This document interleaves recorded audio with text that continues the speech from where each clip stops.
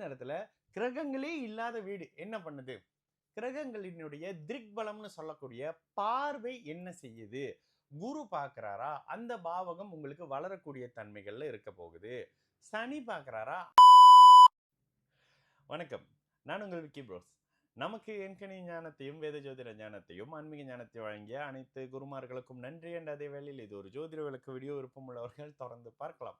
நமது Vicky pros astrology social மீடியாவை follow பண்ணியிருக்கக்கூடிய அனைத்து தோழர்களுக்கும் நமது நன்றிகள். ஒரு கேள்வி, எம்டி கட்டங்கள் என்ன ப்ரெடிக்ட் பண்ணும்? அதாவது ஒரு ஜாதகத்துல எம்டியான வீடு இருக்குல்ல, அதாவது எம்டியான கிரகங்கள் இல்லாத வீடை எப்படி ப்ரெடிக்ட் பண்றது? இந்த ஜோசியத்துல ஒரு பெரிய ஒரு விஷயம் இருக்குங்க. என்னன்னா நிறைய கண்ணோட்டங்களை குவிச்சு ஒரு ப்ரெடிக்ஷன் சொல்லணும். ஓகேங்களா? அதுல நம்ம என்னென்னமோ தேடுறோன்ற சொல்ல மோஸ்ட்லி ஜோசியத்தை இன்னும் அதிகப்படுத்துறேன், ஆழப்படுத்துறேன்னு கண்டுபிடிக்கிறேன்ற பேர்ல பாதி பேரு அதை அப்படியே திசை திருப்பி விட்டுறாங்கன்றது தாங்க உண்மை. சரி, உண்மையிலே உங்களுக்கு தெரியும், மலேசியால ஒரு சக்சஸ்ஃபுல்லான அஸ்ட்ராலஜர் நானே சொல்வேன். மலேசியாவில் சக்சஸ்ஃபுல்லான அஸ்ட்ராலஜர் இருக்கிறாங்க அப்படின்னா அதுல நானும் ஒருத்தர் அப்படின்னு சொல்லிக்கிறேனே.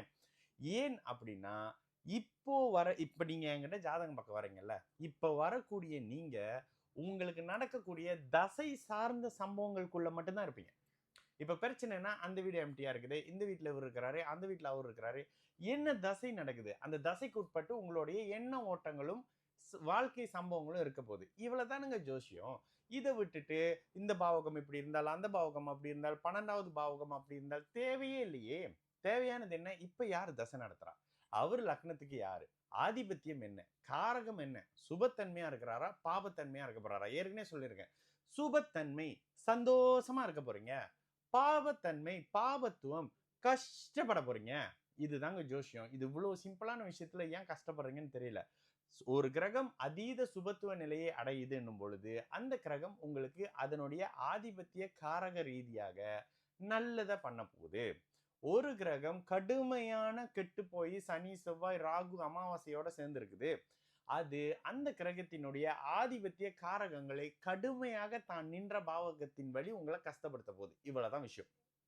இதுக்கு என்ன கன்ஃபியூஸ் வர வேண்டியிருக்கு? கன்ஃபியூஸ் வர தேவையில்லை. அதே நேரத்துல கிரகங்களே இல்லாத வீடு என்ன பண்ணுது? கிரகங்களினுடைய திக்பலம்னு சொல்லக்கூடிய பார்வை என்ன செய்யுது? குரு பார்க்கிறாரா? அந்த பாவகம் உங்களுக்கு வளரக்கூடிய தன்மைகள்ல இருக்க போகுது. சனி பார்க்கிறாரா? அந்த பாவகம் உங்களுக்கு வளர்ச்சி இல்லாத நிலையில இருக்குது, தாமதப்படுத்தப்படுது. ராகு இருக்கிறாரா? ராகுவுக்கு கிடைக்கக்கூடிய சுபர் தொடர்பை வச்சு அந்த அட்லீஸ்ட் உங்களுக்கு கொடுக்க போறாரா, இல்ல அறவே கொடுக்காம தடுக்க போறாரா? இது மாதிரியான விஷயங்கள் தான் இந்த எம்டியான வீடுகள் கொடுக்கிறது. அதுவும் அந்த வீட்டினுடைய அதிபதிகள் தசை நடத்தினார்களே ஆனால் அது கொடுக்கப்படும். ஓகேங்களா? இதுதாங்க விஷயம். அப்போ 5ஆம் பாவகம் கெட்டு போச்சு, அது கெட்டு போச்சு, இது கெட்டு போச்சு. ஆனா குரு தசை நடக்குது, ஸ்டில் குழந்தை பிறக்கிறதுக்கான வாய்ப்பு இருக்கு. ஏன்னா நடப்பு குரு புத்திர காரகனுடைய தசை. இது லக்னம் லக்னாதிபதிக்கு ஏத்த மாதிரி.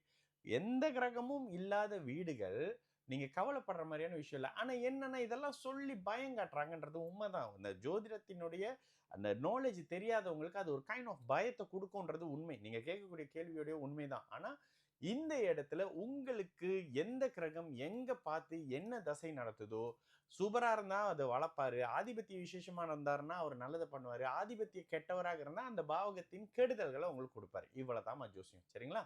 நான் உங்கள் விக்கி ப்ரோஸ். நல்லது நடக்கும், எல்லோரும் நல்லா இருப்போம். வணக்கம்.